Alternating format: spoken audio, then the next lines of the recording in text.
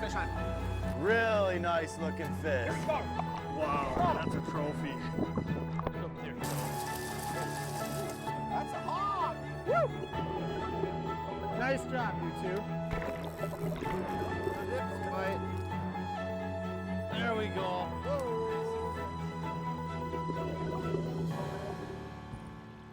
Lund Boats proudly presents the ultimate fishing experience. This week on Lund's The Ultimate Fishing Experience, we're off in pursuit of midsummer crappies. Challenging at times, crappies can often roam in loose schools at multiple depths where pinpointing fishable numbers is not the easiest of tasks. Ooh, we're pulling over fish. Added to that, they're not exactly the speediest of predators, so high-speed trolling tactics often used to locate fish like walleye, All right, good job, Mark. There we go. pike, or muskie is not an option. The good news, though, if you can identify the right location, work the right depth, move at the optimum speed with the right size presentation, crappies are often willing biters. Do I have to net that one for you? Yep, that's another. Midsummer crappies, definitely a challenge, but a challenge Joel Nelson and his son Isaac are more than willing to accept. Then I'll wait for him to bite again, then I got him. Is it a good one? Ooh. Oh yes, it's a very nice one. All right, here I come, bud. Here you go. Hey everyone, I'm Joel Nelson. This is my son Isaac, and we're off on a new adventure with our Lund adventure. And it's going to be really cool to get a chance to fish out of this boat. It's been a long time since I've been in a brand new boat like this, and we're going to be fishing for Canadian shield crappies. I can't wait. How about you? Me either. All right.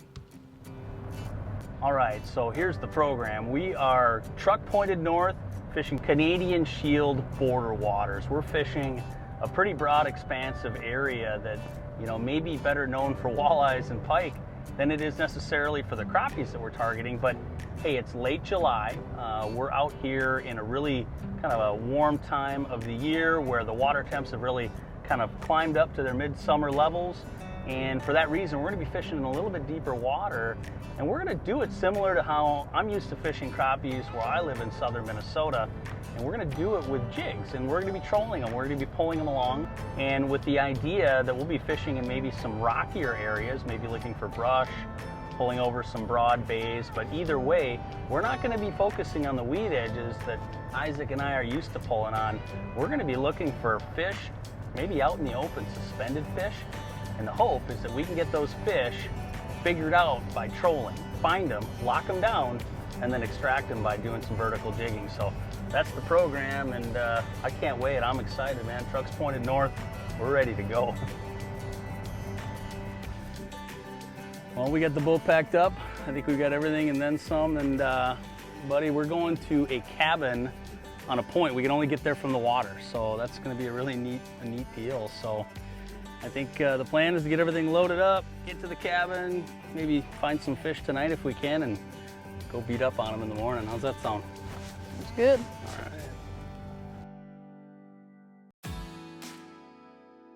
Well, it should be a good day. It's a little chilly now, but I'm pretty sure we'll be taking the hoodies off.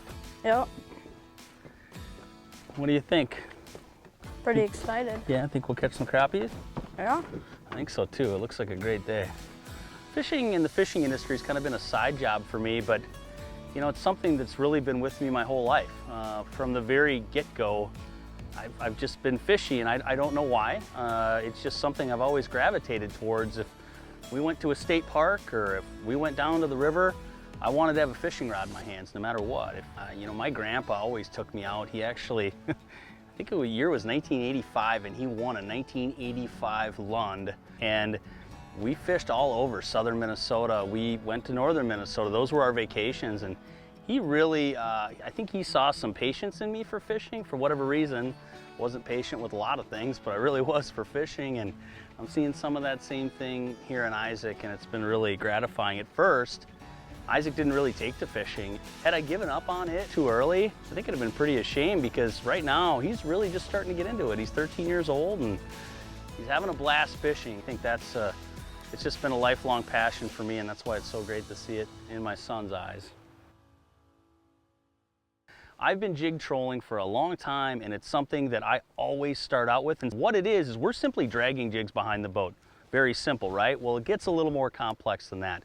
We can start with a couple people in the boat fishing a little bit heavier jigs, maybe 16th ounce, even up to 8th ounce, depending on the depths you're seeing fish on the fish finder. And then all the way up to 1/32nd, 1/64th ounce. You can mix up a variety of plastics and jigs. You can do jigs and live bait. Vary your spread, see what the fish are selecting for, and then focus in on what's working at the moment. It's just like a walleye crankbait trolling run, where we hone in on bait, speed, what colors are working best, what depths to target, and then eventually you crack the code and you can focus in on fishing just those parts of the presentation. Nice. Yes. Look at that guy. First fish. The graph looked pretty lit up, and I was hoping, here, thumb him for me, will you? Stick your thumb in there. Got him tight? Yep. All right, let's see that guy. Nice work. Thanks. Hey, you did really good, and like I said, there were some fish on the graph there, and I was hoping one of them would go, so I'm looking forward to catching more of those. Let's do it again, huh? Yeah. All right, how about you dump them in the live well then, bud, huh? Mm-hmm. All right, keep jig trolling. It's been working. Let's do it again.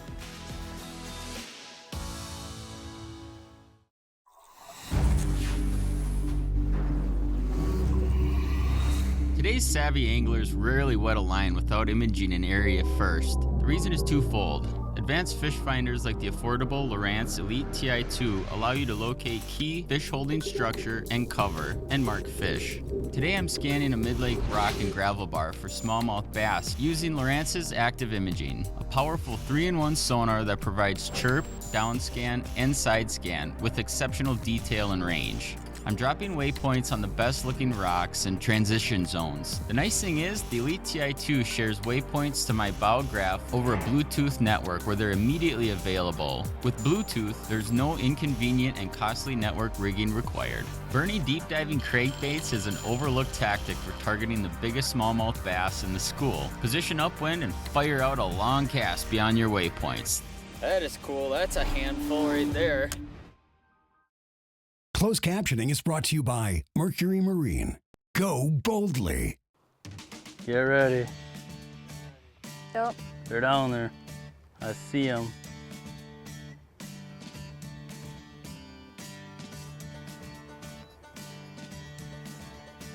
Ooh, they're down there thick. Get ready, buddy.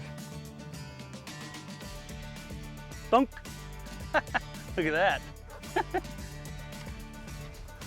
Oh, Isaac, he's right here, bud. I did not have a lot of line back because we're shallow. There we go. Nice. Is that a boy? Nice size Good one. net job. You see that thing. There he is. Look at that fish. It just looks so good in the sunlight. What a beautiful, beautiful species.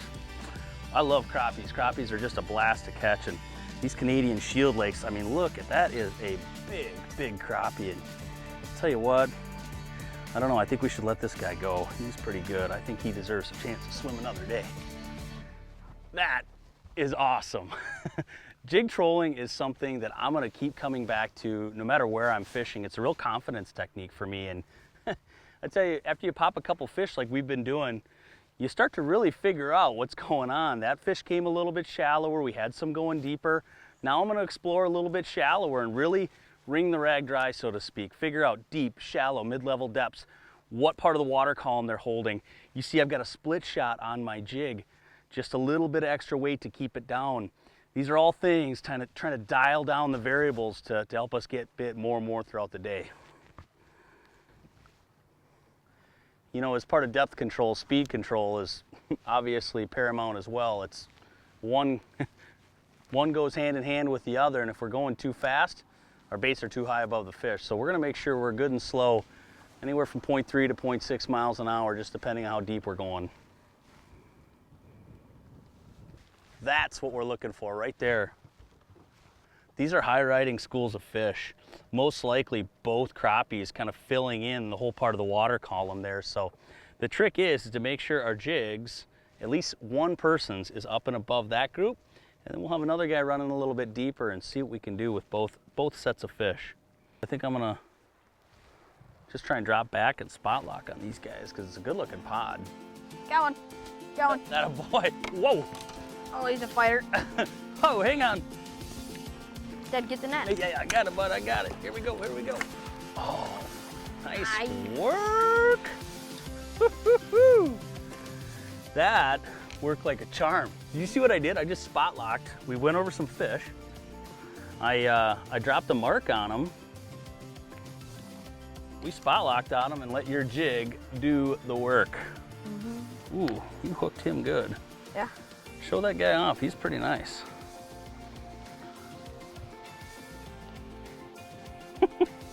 That's a chunk of crappie, huh? Yeah. What do you think? You want to live well him or should he go back? I think we should put him back. All right, I'm cool with that. Let him go, bud. There he goes. Give me a wet hand slap 5, bud. Good work. Good work. Good work. Back on him.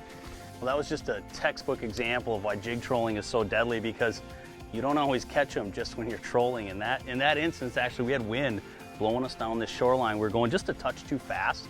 And I saw fish on the graph, could not get them to eat when we pulled our jigs through the zone, probably just riding a little bit high over the top of them. So marked a waypoint, came back, spot locked on that waypoint, and then just let the jig sink ever so slightly. And Isaac was just in the back vertical jigging, and dunk, you got him.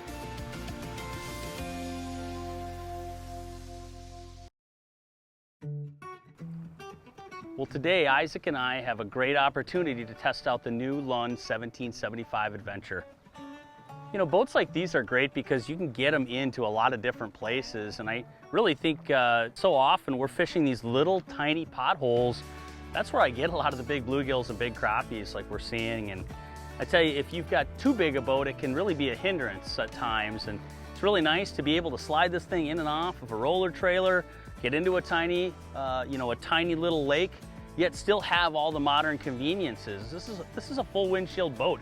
It's got a nice size motor to get you around to a lot of different areas. 115 horse. We've had a chance to kind of put it through its paces today on this boat. It's been really great. Gets on plane really well. It does not take very much trim to really set you up where you need to be. Travel across the open lake has been great. It's been a quiet motor. Isaac and I have been trading blows and jabs as he's been out fishing me from spot to spot. So it's been a great little power plant for the back of this 1775 Adventure for sure. It's got a really nice rod locker, and that's a super advantage because so many of the smaller boats you'll fish out of, if anything, they have side rod storage, whereas this one has the full center rod storage, just like my Pro V. And it's been really convenient and really nice to carry a number of different options with us out into this lake and really not feel like we're missing much compared to fishing with my other boat. Ooh, I can see my jig. We're in ice fishing mode. Yep. Here he comes. I just got a big hit. Oh, I am too. He's just staring at it. Oh! No, Dad, he hit mine. We'll drill him, buddy. Oh, yeah. Oh. Got him. Nut man. You gonna help me? Oh, here he is. Yes! Good work, buddy. Here, turn around, come on, let's check this baby out. Whoa, that's one of the better ones. Oh, yeah. That is one of the better ones. And that was another case of the spot lock putting us right on fish. If we can drill them right underneath the boat, man, that is fun because it's just super all about, hey, see them on the graph, drop the bait, and catch these chunks. Look at these fish. I mean, that's just a gorgeous fish. Look at the colors on that, Isaac. Yeah. We got greens and purples and yellows, and coming from this stained kind of Canadian shield water, these are just some of the prettiest crappies you'll ever catch. So, whoa! That's always gratifying when they take off like a shot. You know that one's gonna make it. You know, jig trolling has been working out great for us until we started getting a little bit of wind, because this technique is all about speed control, and more importantly, it's all about boat control. You have to be over top of the fish, but you have to present your baits at the right depth level. So with the wind pushing us over these fish, our jigs were probably riding too high. We were marking them and not catching them. What we need to do now, and what's been proving successful for the last few fish, is to take some of those waypoints we've gathered up as we're jig trolling, spot lock on top of them, and when we see fish on the graph, vertically jig, drop those right in the fish's noggin, and I think that's going to prove to probably be the way we get them for the rest of the way out. Get vertical, buddy. We got some fish spread out all around us here. All right. Oh! Ah! I hate that. What happened? I missed him. He's still there. He's gonna eat. Got him. He came back. Isaac, this is a good fish. Oh, nice fish. Over here. Come on, Extreme Net Man. Oh!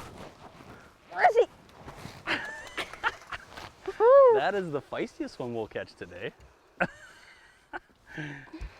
Isaac, Isaac, Isaac. That is a huge one.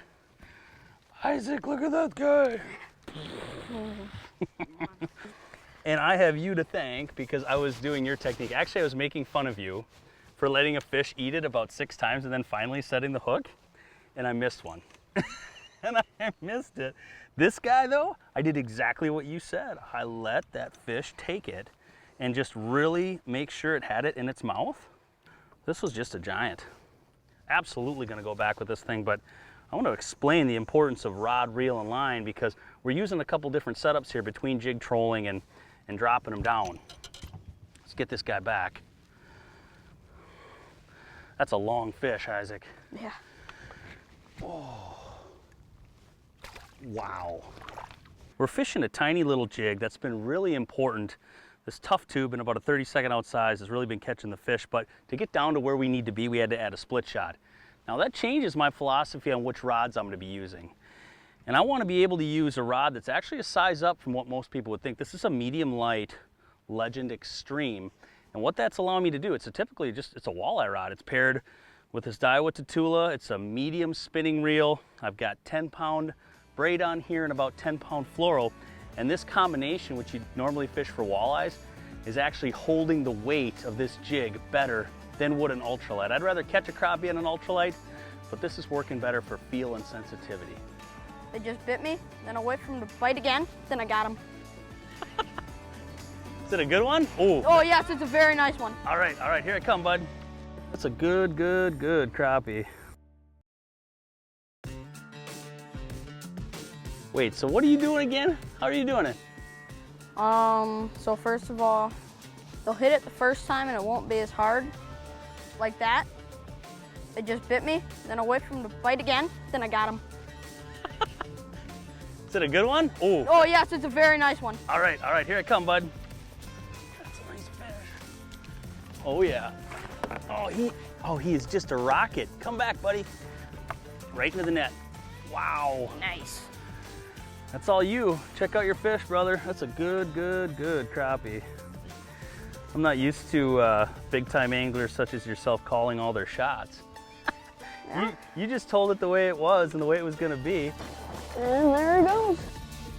So, here he comes.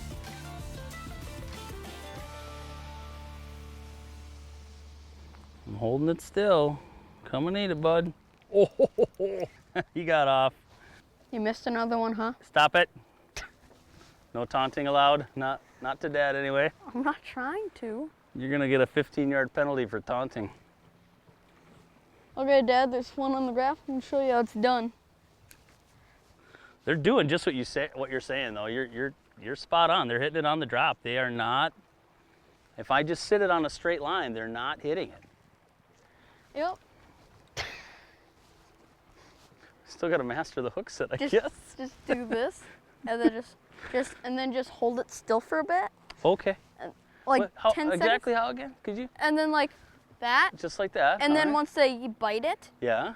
you wait until it's a good bite. Yep. Like do this. Yeah. And then you wait a bit. You wait a bit because it attracts fish. If you do this. Yeah. Okay. So, yeah. You can't keep a straight face, can you? No, because I'm trying to catch one right on camera. Got one. Yes, That's how did. you do it. Do I have to net that one for you? Yep, that's a netter. Oh, that's a netter. Look at you. Teaching my old man a few tricks, huh? This is the only chance I get to outfish you, and I'm really taking it in as much as I can. All right, lift that bad boy and show him to us. I think the only way I'm gonna outfish you now is if we put you on timeout. I wonder if there's a naughty step for the boat or something we can. That's a throwbacker. Well, I'm spot locked right here in about 20 feet of water, and we've been catching crappies all day in about this range, suspended down 10 feet, all the way to right near bottom in that 20-foot mark, and I feel very comfortable in catching and releasing crappies at that depth. But it's a good thing to remember, whether you're pan fishing or really fishing for any fish species, that they can suffer something called barotrauma. Now, barotrauma happens when fish come up from a very deep depth and they come up quickly. You can see them sometimes pushing their stomachs out up into their throats. Their eyes are bulging. If you release those fish, more than likely they are going to die. So what you can do is just keep in mind, as a general rule of thumb, anything deeper than 30 feet of water, just plan to catch, keep, and clean. Don't release those fish. They will not survive. And hey, if you're near your limit and you keep catching those fish, plan to get out of those depths, because again, even though you're releasing them, they're not going to live. Go ahead, be responsible, and do the right thing for the resource. When we're fishing crappies, some of these good bays will hold most of the spawning potential for an entire lake. So what you can do in the midsummer period is start working your way out of those bays.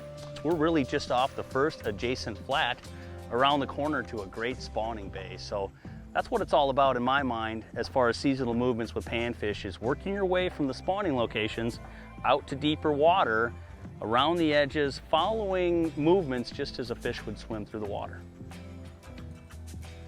Oh yeah, bring him up to me. It's a nice fish. Nice work. That's a good fish, bud. Mm-hmm. Boy, oh boy. You wanna grab him? Yep. Nice job. It's been a heck of a day. We've had to be really versatile to catch these fish, and this is the reward. So congrats, buddy, on a job well done. I think I owe you a Dairy Queen, don't I? Oh yeah. Get him back.